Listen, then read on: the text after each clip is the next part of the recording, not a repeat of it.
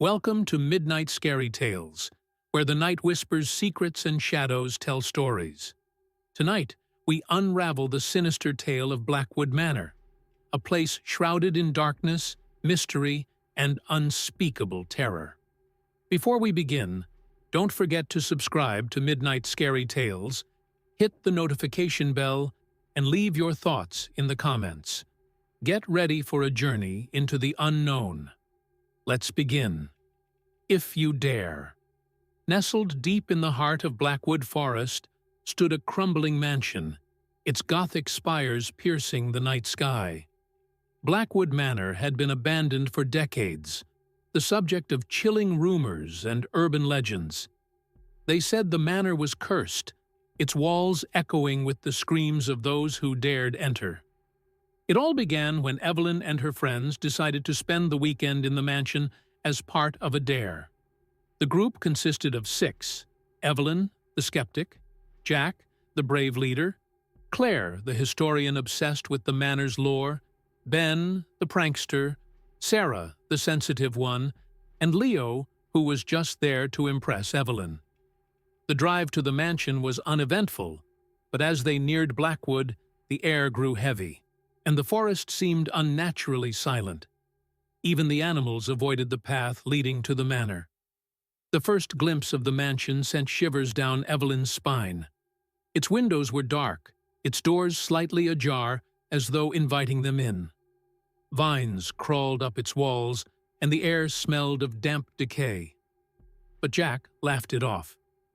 "Just an old house," he said, leading the group inside. The interior was worse. Dust covered every surface, and the furniture was draped in tattered sheets.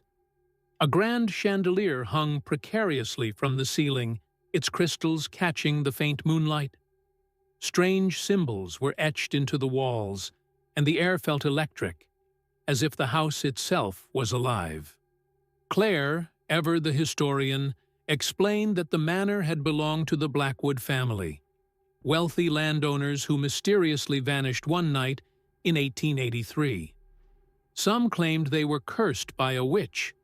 Others believed it was the work of a vengeful spirit. As the group explored, strange things began happening. Doors slammed shut on their own, and the sound of footsteps echoed in empty halls. Sarah swore she saw a shadow dart across the corridor, but Ben dismissed it as her imagination. In the dining room, they found a long, rotting table set for a feast.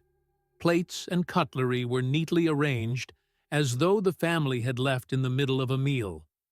At the head of the table was a portrait of the Blackwood patriarch, his eyes seeming to follow them wherever they moved. "Let's split up and explore," Jack suggested, despite Sarah's protests. They paired off, Jack with Claire, Ben with Leo, and Evelyn with Sarah.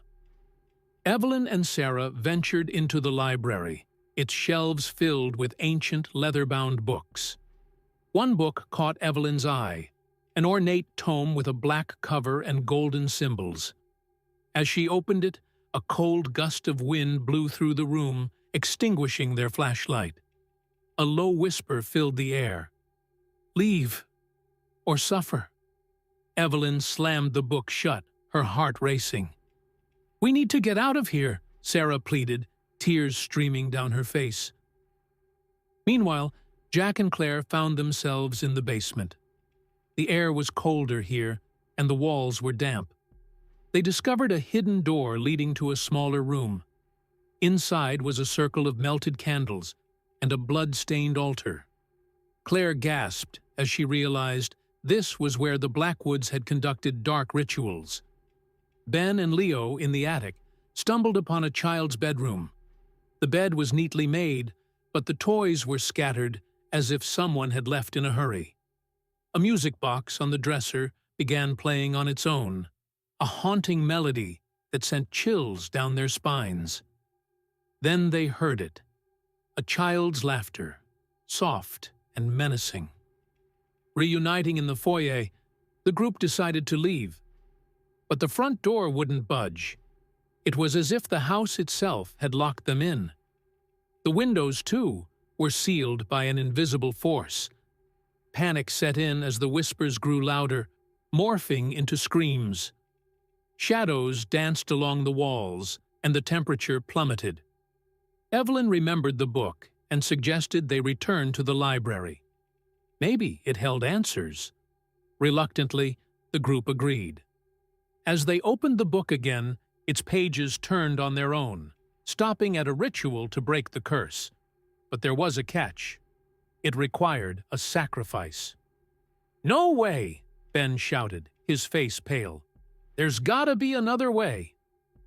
Before they could decide, the shadows attacked. They were not mere silhouettes, but malevolent entities with glowing red eyes and claw-like hands. The group fought back, but it was futile. The shadows dragged Ben into the darkness, his screams echoing through the house. In desperation, Claire suggested using the altar in the basement for the ritual. The group rushed down, but the shadows were relentless. They clawed at their flesh, whispering dark secrets that made their ears bleed. Evelyn took charge, reciting the incantation from the book. The shadows screamed in agony, their forms distorting as the ritual took effect.